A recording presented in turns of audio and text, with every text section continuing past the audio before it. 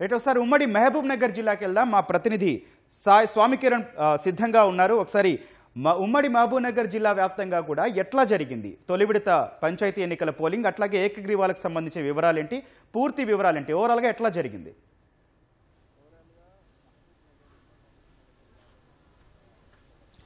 ఓవరాల్గా ఉమ్మడి మహబూబ్ నగర్ జిల్లాలో మొదటి విడత ఎన్నికల పోలింగ్ అనేది ప్రశాంతంగా జరిగిందని మనం చెప్పొచ్చు.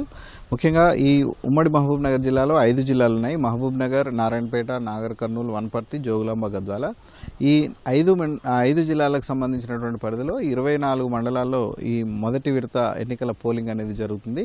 మొత్తం 550 గ్రామ పంచాయతీలకు ఎన్నికలు జరగాల్సి ఉండగా 58 గ్రామ పంచాయతీలు ఏకగ్రీవం కాగా మిగిలినటువంటి పంచాయతీ సర్పంచ్ స్థానాలకి ఈరోజు ఉదయం 7 గంటల నుంచి పోలింగ్ అనేది జరిగింది. మొత్తం ఓవరాల్గా మనం ఉమ్మడి జిల్లాలో పోలింగ్ జరిగినటువంటి సరళిని మనం ఒకసారి పరిశీలిస్తే ఉదయం 7 గంటల నుంచే ఓటర్లు పోలింగ్ కేంద్రాలకు చేరుకున్నారు. ఎందుకంటే 1 గంట వరకే టైం ఉంటుంది కాబట్టి 1 గంట లోపు అందరూ వినియోగించుకోవాలి కాబట్టి మనకు పోలింగ్ అనేది ఉదయం 7 గంటల నుంచి అన్ని చోట్ల కూడా ఓటర్లు మనకు కనిపించారు. కాకపోతే చలి తీవ్రత ఉన్నా కానీ పొద్దున్నే ఓటు వేయడానికి అందరూ ఆసక్తి చూపారు.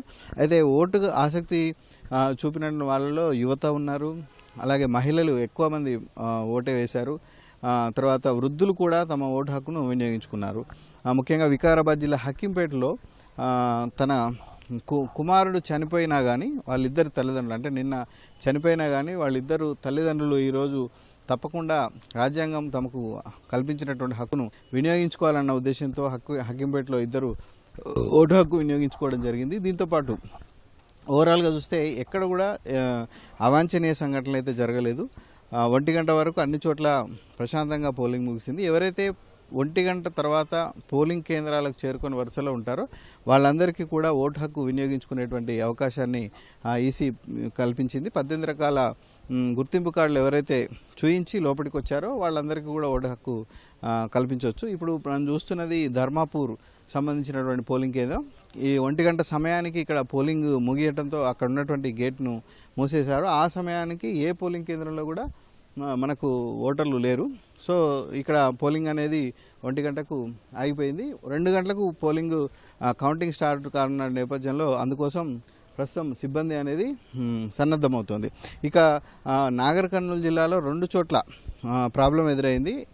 కుప్పగండ్ల గ్రామ పంచాయతీలోని 10వ వార్డు, అలాగే 5వ వార్డు, ఈ 2 వార్డులకు సంబంధించి బ్యాలెట్ పత్రాల్లో సమస్య వచ్చింది. 10వ వార్డులో 3 అభ్యర్థులకు 2 అభ్యర్థులకే గుర్తులు కేటాయించారు. అదే 5వ వార్డులో నిల్చున్న అభ్యర్థుల కంటే ఎక్కువ మందికి, అంటే 4గురికి గుర్తులు కేటాయించడం జరిగింది. అయితే ఆ సమయానికి అధికారులు స్పందించి ప్రత్యామ్నాయ ఏర్పాట్లు చేశారు.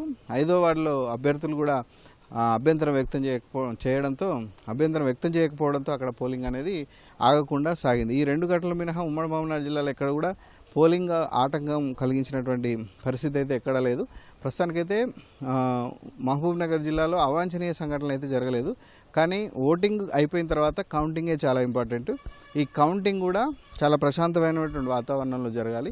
2 గంటల నుంచి కొనసాగించేటువంటి ఈ కౌంటింగ్ కోసం కూడా పోలీసులు పకడ్బందీ ఏర్పాట్లు చేశారు. సమస్యాత్మక ప్రాంతాల్లో వెబ్ కాస్టింగ్ ద్వారా ఈ కౌంటింగ్ ప్రక్రియను కూడా వాళ్ళు ఎప్పటికప్పుడు పర్యవేక్షిస్తున్నారు. ముఖ్యంగా కౌంటింగ్ జరిగిన సమయాల్లోనే ఎక్కువగా, అంటే ఈ ఎక్కువ తొక్కలు వచ్చినప్పుడు కానీ ఏమైనా అభ్యంతరాలు వచ్చినప్పుడు కానీ గొడవలు జరిగేటువంటి అవకాశం ఉన్న నేపథ్యంలో కౌంటింగ్ కేంద్రం వద్ద ప్రస్తుతం బందోబస్తును పటిష్టం చేస్తున్నారు. కొన్ని గంటల్లో సుమారు 1663 సంబంధించినటువంటి అభ్యర్థుల భవితవ్యం తేలనుంది. ఎన్నికల సిబ్బంది ప్రస్తుతం అందుకోసం సిద్ధమవుతుంది. ఇది ఉమ్మడి మహబూబ్ నగర్ జిల్లాలో ఉదయం నుంచి ఎన్నికలు జరిగినటువంటి తీరు. ఓవరాల్గా చూస్తే మనకు 70 నుంచి 80% వరకు పోలింగ్ నమోదైనట్టుగా ప్రస్తుతం అధికారులు అంచనా వేస్తున్నారు. Vote studio.